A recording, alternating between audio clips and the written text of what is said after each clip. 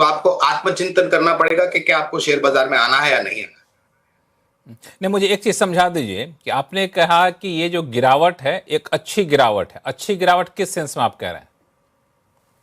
निरंतर देखिए, कल ही अगर आपको 26,300 दिखा देता तो फिर हम आज ये चर्चा ही नहीं करते ना लक्ष्मण भाई।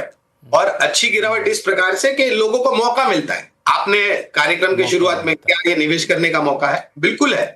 मैंने इसलिए कहा कि ये नजरिए के ऊपर निर्भर करता है, जोखिम झेलने की क्षमता, और सबसे परे आपके पास धैर्य कितना है लक्ष्मण भाई, इस पर निर्भर करता है। तो बाजार आपको हर वक्त मौका देता है, आप उस मौके का लाभ लेकर के निवेश करते या नहीं करते, ये आपके ऊपर।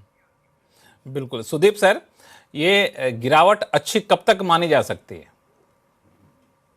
देखिए, जो हो रहा है ग्लोबल मार्केट में, बीच बीच में एआई रिलेटेड स्टॉक का वैल्यूएशन लेके बहुत बड़ा शंका आ रहा है।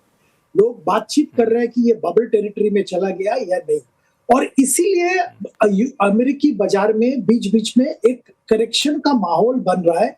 और उस माहौल में एंटी एआई ट्रेड आप कह सकते हैं, जो इंडिया में रिफ्लेक्ट कर रहा है, जिसके चलते Indian stocks, particularly Indian IT stocks में एक अपसाइड देखने को मिल रहा है।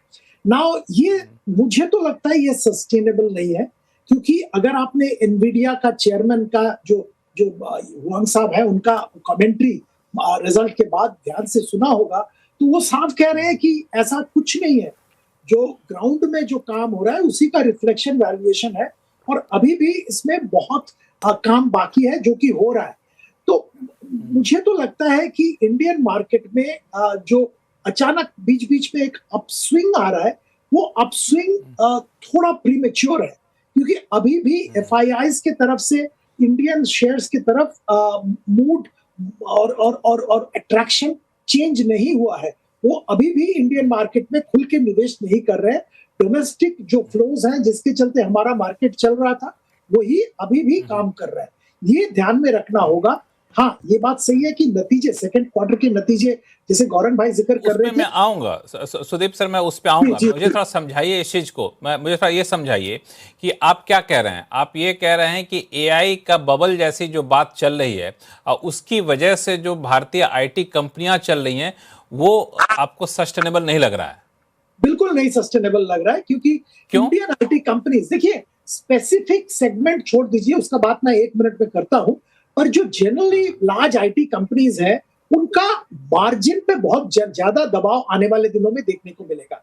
इसका कारण क्या है कि एआई का इस्तेमाल करके ग्लोबल कंपनीज सर्विस डिलीवरी कर रहे हैं और करेंगे भी।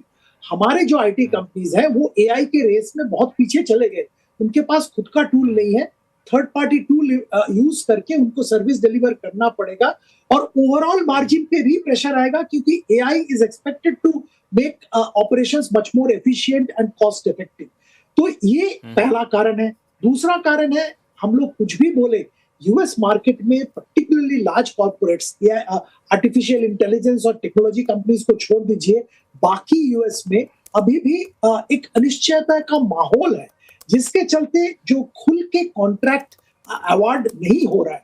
अभी भी मान लीजिए कोई कॉन्ट्रैक्ट 100 मिलियन का होना था, वो 50 मिलियन तक अलॉट हो रहा है। कुछ कॉन्ट्रैक्ट पोस्टपोन हो रहे हैं, कंपनीज अलॉट नहीं कर रहे हैं, कुछ स्लो डाउन कर रहे हैं।